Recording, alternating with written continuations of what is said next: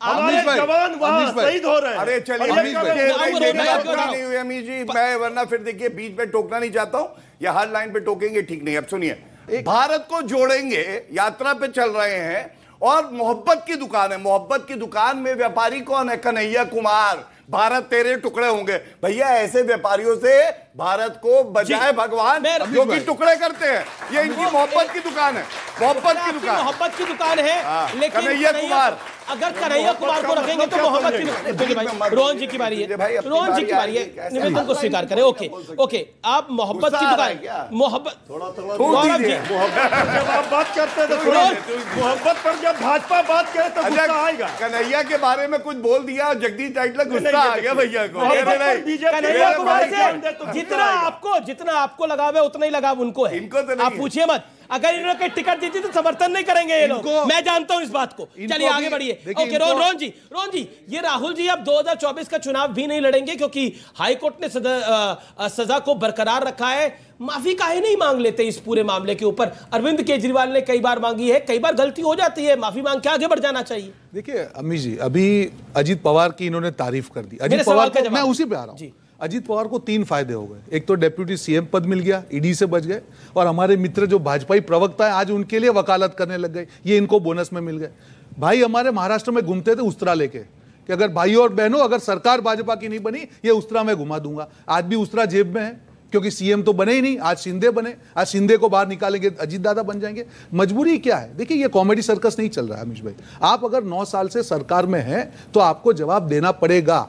आप जोक्स बोल के यहाँ पे जनता को गुमराह नहीं कर सकते। आप बताइए, प्रधानमंत्री जी ने नहीं कहा था कि 2022 आते आते किसानों की आय दुगनी हो जाएगी? हमारे साथी यहाँ पे बैठे, हर साल 2 करोड़ नौकरियां मिलेंगी, देश की अर्थतंत्र जो 5 ट्रिलियन इकोनॉमी हो जाएगी। हर वादे को अगर झुटला के प्रधानमंत्री जी अगर उसको जुमला बना देते हैं तो जनता को तो जवाब देना पड़ेगा। आप ड्रामा बन के, और यही चीज हुई है कर्नाटक में, मैं वहां पे था, हर तरीके से इनको, और वही बजरंग बली ने इनको बुरी तरह से हराया क्योंकि नफरत की राजनीति देश में नहीं चलेगी, अब प्यार की राजनीति चलेगी, मिलकर चलेगी। आप मुद्दों पे राजनीति कीजिए। आ रहा हूं, 1 मिनट प्लीज। जी। आप मुद्दों पे राजनीति कीजिए। अगर आप सरकार में हैं, आपने जो राहुल की सजा के विषय पर आप क्या कहते हैं? आ रहा हूं उसी पे जी। अगर जनता को आपने वादे किए हैं उस पर आप जाइए, और इसीलिए हम लोग हमारी गारंटी पे काम कर रहे हैं। आपने राहुल जी की बात की, आज राहुल जी को ये लोग बंगला ले ले, गाड़ी ले ले, सब ले ले, उनको कोई फर्क नहीं पड़ता। उनके साथ जनता है। एक दिन में उन्होंने चाबी छोड़ दी। इतने साल पुराना उनका बंगला था, कभी उनको मोह नहीं था। आज वही कर्नाटक में जाके जनता ने उनकी बात को स्वीकार किया।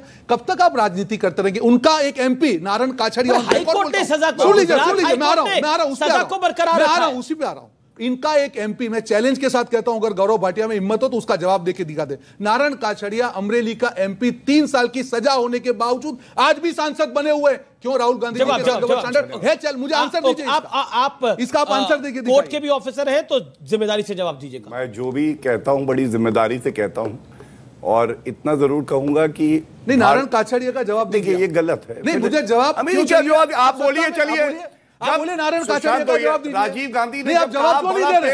अरे आप वापस चले गए कहीं पे। मैं आपका स्पेसिफिक जवाब मांग रहा हूं। आपका एमपी है, अमरेली का एमपी है, नारायण काछड़िया 3 साल की सजा हुई, आज भी एमपी नहीं। ये डबल स्टैंडर्ड बात है।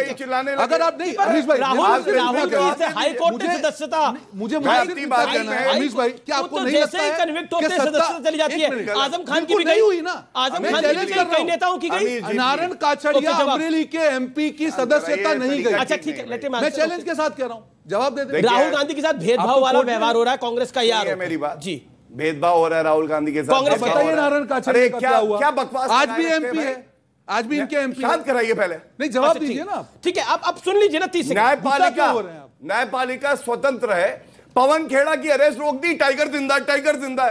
आप इसका बताइए, सदस्यता कैसे हुई? रद्द कैसे हुई? शांत कराइए। आप बताइए सजा कैसे? शांत कराइए। आप बताइए। बौखलाहट नहीं, आप आपकी बौखलाहट कॉमेडी सर्कस। नारायण काछड़िया यही बता रहा हूं, कॉमेडी सर्कस नहीं है। सबसे बड़ा जोकर कौन है? आप पता है, आप लोग ये ताली कौन बजाता है? आप ये व्यक्तिगत टिप्पणी मत कीजिए। मैं भी किसी को तोतला नहीं कहना चाहूंगा। मैं किसी को तोतला नहीं कहना चाहूंगा। मैं भी नहीं कहना चाहूंगा, मेरे संस्कार नहीं है। यूनिफॉर्म सिविल कोड पर तो ये लोग बिखर गए हैं जी। अन्य मुद्दों पर इनका क्या रहेगा? ये एक अच्छा सवाल है। इसका जवाब राजकुमार भाटी जी देंगे। भाटी जी एक बात जवाब दीजिए। वो कह रहे हैं कि यूसीसी के मुद्दे पर तो आप बिखर गए हैं, कई पार्टियों ने सरकार का समर्थन करा है और बोला कि हम यूसीसी के साथ हैं। सरकार का नहीं, यूसीसी का समर्थन किया है, लेकिन बाकी मुद्दों पर कैसे होगा? आपका नेता कौन होगा, ये सब सवाल खड़े होंगे, पब्लिक जानना चाहती है सवाल। पहली बात तो यूसीसी पे विपक्ष बिल्कुल नहीं बिखरा है। पूरे विपक्ष की एक ही बात है कि पहले आप ड्राफ्ट लेके आएं, ये बताएं कि कौन कौन से कानूनों में बदलाव चाहते हैं, कौन कौन से कानून देखे।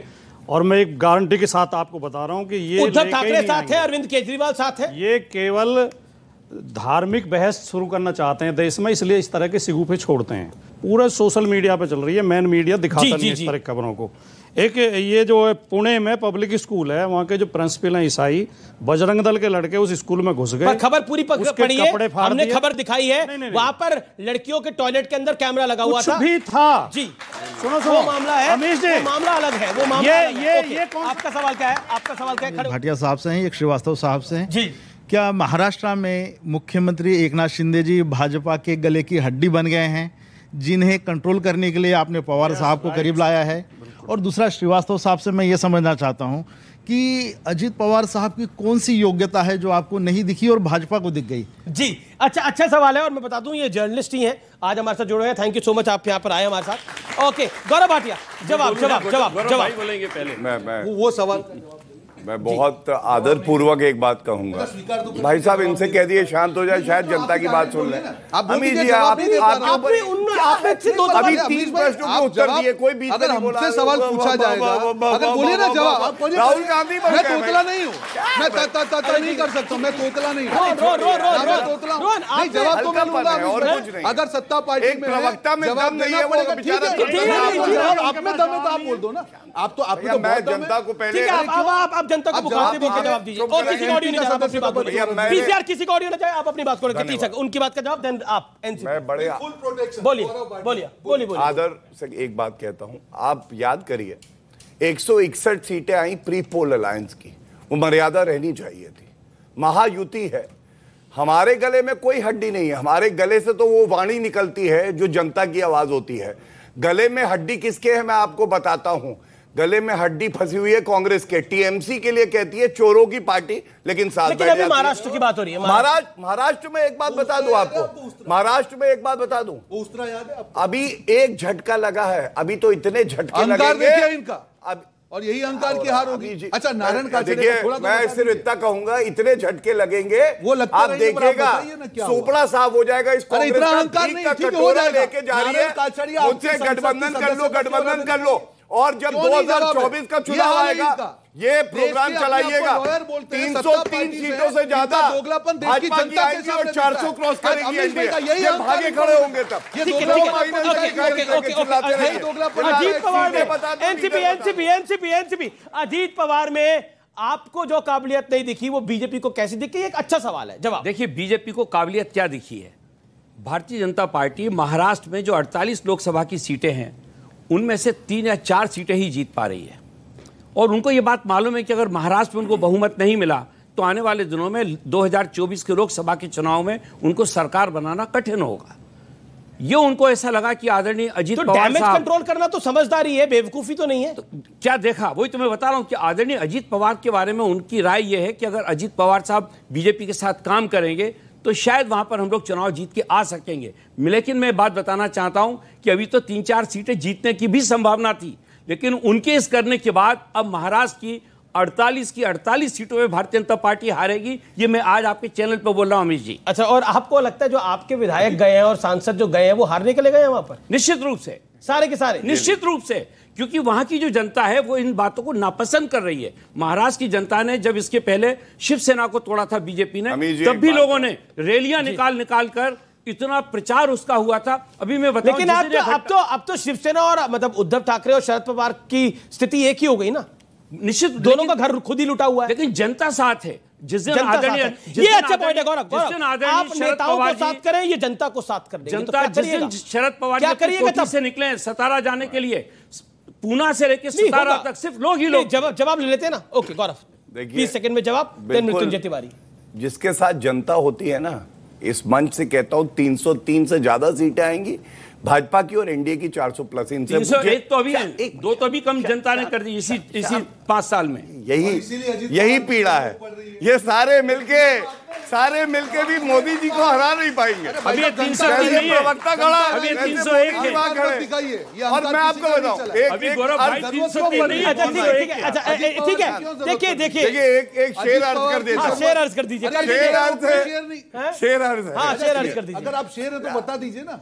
नहीं भैया, मैं तो इंसान हूँ, मैं तो इंसान हूँ, ये नहीं बताऊंगा गधा कौन है, लोग बुरा। अरे वो तो जनता को दिख रहा है। ठीक है, जो 9 साल का जवाब नहीं दे पाया, अब शेर अपने आप को लॉयर बोलते हैं और जवाब नहीं दे पा रहे। ठीक है, चलिए। अच्छा बोल तो दीजिए। देखिए, मिल बैठे हैं जुगनू सारे, ऐलान ये है आओ सूरज को हटाया जाए, वही इनका हाल है।